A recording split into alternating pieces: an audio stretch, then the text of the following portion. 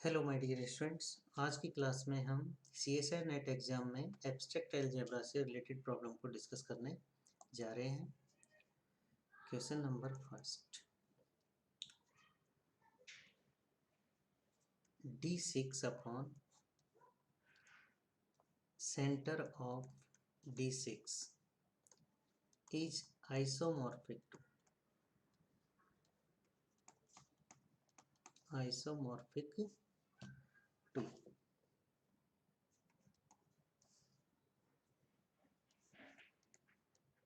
ये आपको ये बताना है कि ये किसके आइसोमॉर्फिक आएगा। ठीक है स्टूडेंट्स, तो देखिए ज़रा, देखो स्टूडेंट्स, यहाँ पे आपको D6 upon Z of D6, ये क्या है, एक फैक्टर ग्रुप गिवन है। क्या है, एक फैक्टर ग्रुप गिवन है। ठीक है, अब आपको ये बताना है कि ये किसके आइसोमॉर्फिक आएगा। ठीक है, तो ऐसे क्वेश्चंस को कैसे सोल्व करोगे स्टूडेंट्स, आप सबसे पहले इस फैक्टर ग्रुप के ऑर्डर की बात कीजिए। सबसे पहले इसका ऑर्डर फाइंड आउट कीजिए। Order of D6 upon Z of D6। Okay students, तो इसे अपन क्या लिख सकते हैं, order of D6 upon order of centre of D6। ठीक है स्टूडेंट्स, अब ध्यान दीजिए, ऑर्डर ऑफ D6 क्या है, order of Z of D6 क्या है। ठीक है स्टूडेंट्स, तो देखिए, जो DN होता है ये क्या होता है स्टूडेंट्स, डीहेड्रल ग्रुप होता है। क्या होता है, डीहेड्रल ग्रुप होता है। ठीक है, इसका जो ऑर्डर होता है, ऑर्डर ऑफ DN, वो क्या होता है, ट्वाइस इंटू एन होता है। क्या होता है, ट्वाइस इंटू एन होता है, पहली चीज़। तो यहाँ पे आपको एक तो ऑर्डर ऑफ D6 चाहिए, तो क्या हो जाएगा, 2 इंटू 6 दैट इज 12 हो जाएगा। ओके, दूसरा आपको चाहिए students order of Z of D6, मतलब D6 के सेंटर का ऑर्डर चाहिए। मतलब D6 के सेंटर में कितने एलिमेंट है, ठीक है ना, उनकी संख्या आपको पता करनी है। ठीक है स्टूडेंट्स, तो इसके लिए एक फॉर्मूला होता है,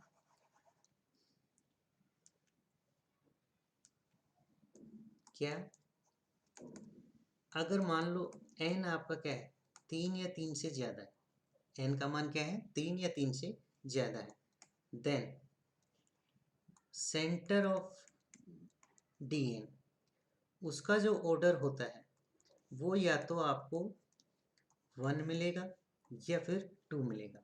1 कब मिलेगा, यदि आपके पास n क्या है, इफ n इज ओड, अगर n आपका एक ओड नंबर है, जैसे सेंटर ऑफ D3। ठीक है, इसके ऑर्डर की बात करें तो इसमें आपको सिर्फ एक एलिमेंट मिलेगा।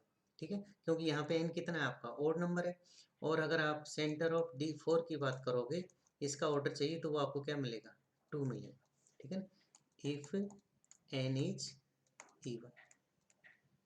ठीक है, तो देखिए ज़रा, तो यहाँ पे आपके पास किसकी ज़रूरत है, यहाँ पे स्टूडेंट्स आपको नीड है order of centre of D6, जिसमें n कैसा है, इवन है।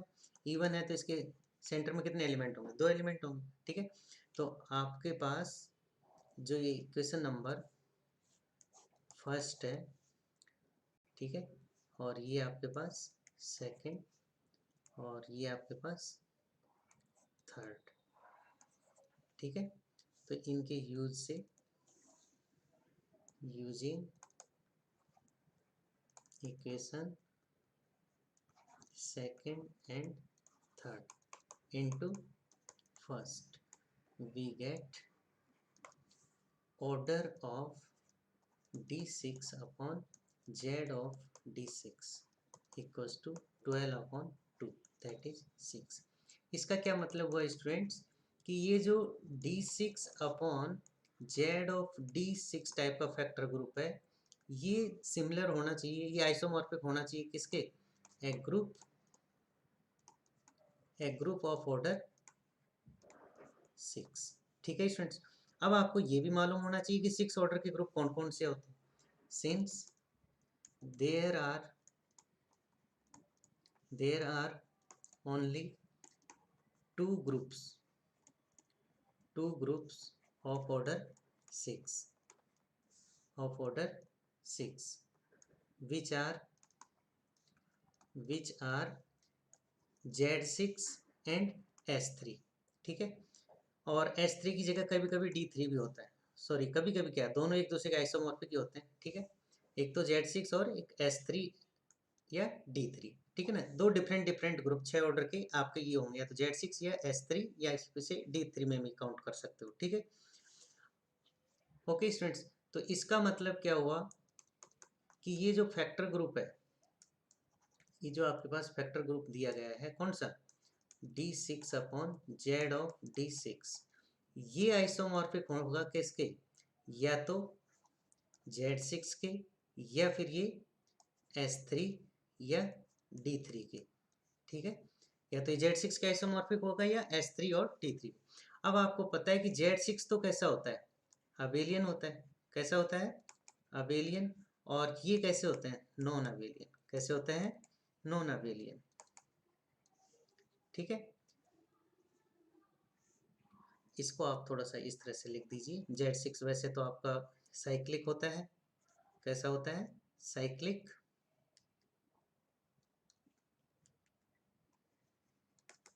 साइक्लिक होगा तो बाय प्रॉपर्टी ये अबेलियन होगा, ठीक है स्टूडेंट्स।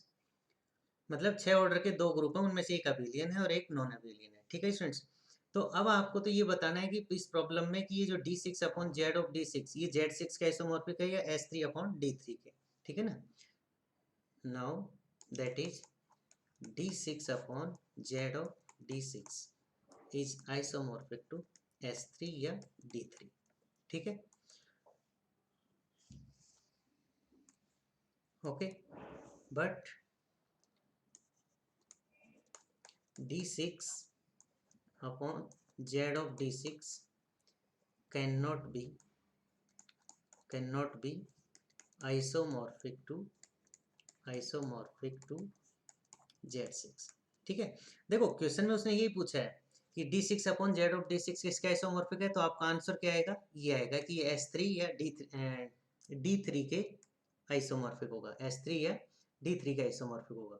फिर स्टूडेंट्स का क्वेश्चन ये हो सकता है कि सर Z6 का आइसोमॉर्फिक क्यों नहीं हो सकता। बिल्कुल ये Z6 का आइसोमॉर्फिक नहीं होगा, उसका रीजन है क्यों, if Z if sorry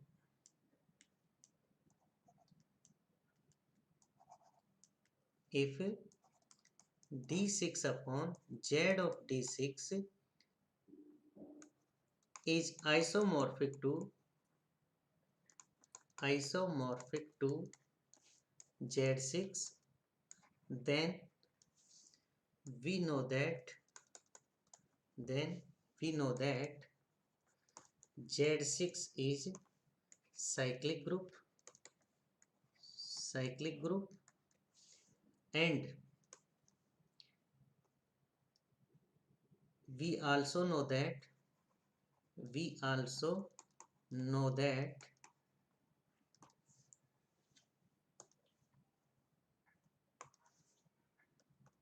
if G by H is cyclic, then G is abelian.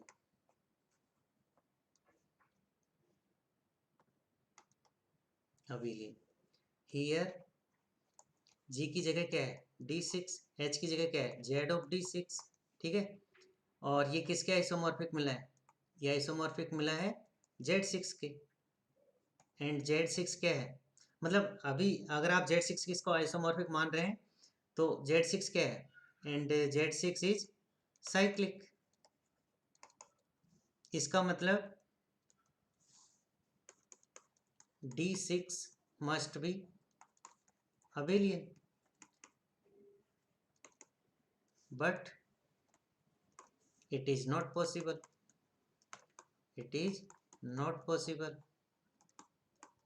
Because D6 is non abelian. D6 का नेचर कैसा होता है, नॉन अबेलियन, अगर n का मान 3 या 3 से ज्यादा होता है, ठीक है स्टूडेंट्स। तो यहाँ पे आपसे स्टार्टिंग में क्या पूछा गया था, आपसे पूछा गया था कि d6 upon Z of d6 बताइए किसका आइसोमॉर्फिक होगा। ठीक है, तो आप सबसे पहले इसका ऑर्डर फाइंड आउट कीजिए। तो इसका जो ऑर्डर है वो आपको क्या मिला, 6 मिला। इसका ऑर्डर क्या मिला, 6 मिल चुका है आपको। अब ऑर्डर 6 है तो आपको ये पता करना है कि जरूर ये जो फैक्टर ग्रुप है किसी 6 ऑर्डर के ग्रुप के आइसोमॉर्फिक होगा। अब 6 ऑर्डर के ग्रुप दो होते हैं आपके, कौन कौन से, एक तो होता है Z6 और एक होता है S3 या D3, क्योंकि S3 और D3 अलग अलग नहीं है। ये D3 डिहाइड्रल ग्रुप में जा रहा है, S3 आपका सिमेट्रिक ग्रुप होता है। ठीक है, तो लेकिन इन दोनों की प्रॉपर्टीज क्या होती हैं, सेम होती हैं। तो S3 लिखो या D3 लिखो। ठीक है, अब आपको ये बताना है कि ये एग्जैक्टली या तो ये Z6 के सिमिलर आइसोमॉर्फिक होगा या फिर ये S3 या D3 के आइसोमॉर्फिक होगा। तो यहाँ मैंने क्या कह दिया कि ये D6 upon Z of D6 किसके आइसोमॉर्फिक है, S3 या D3 के आइसोमॉर्फिक है। तो आपका क्वेश्चन ये हो सकता है कि सर Z6 का आइसोमॉर्फिक क्यों नहीं है। तो स्टूडेंट्स ये Z6 का आइसोमॉर्फिक नहीं होगा। अगर आप इसको Z6 का आइसोमॉर्फिक मानते हैं, अगर आप इसे Z6 के आइसोमॉर्फिक मानते हैं, तो उस केस में जो ये D6 upon Z of D6 कैसा है, मतलब Z6 का आइसोमॉर्फिक आ जाएगा। और Z6 आपका कैसा होता है, साइक्लिक होता है। और हम जानते हैं फैक्टर थ्योरम से कि जब अगर G/H आपका साइक्लिक है तो G कैसा होना चाहिए, अबेलियन होना चाहिए। तो यहाँ G का काम कौन कर रहा है, यहाँ G का काम कौन कर रहा है, D6, और H का काम कौन कर रहा है, जेड ऑफ D6। आइसोमॉर्फिक आ गया किस, मतलब माना है किसके, Z6 के। इसका मतलब जो D6 है वो आपका कैसा होना चाहिए, अबेलियन होना चाहिए। ठीक है ना, लेकिन हम जानते हैं कि जो D6 होता है वो कैसा होता है, नॉन अबेलियन होता है। कैसा होता है, नॉन अबेलियन हो सकता है। ठीक है ना, तो हेंस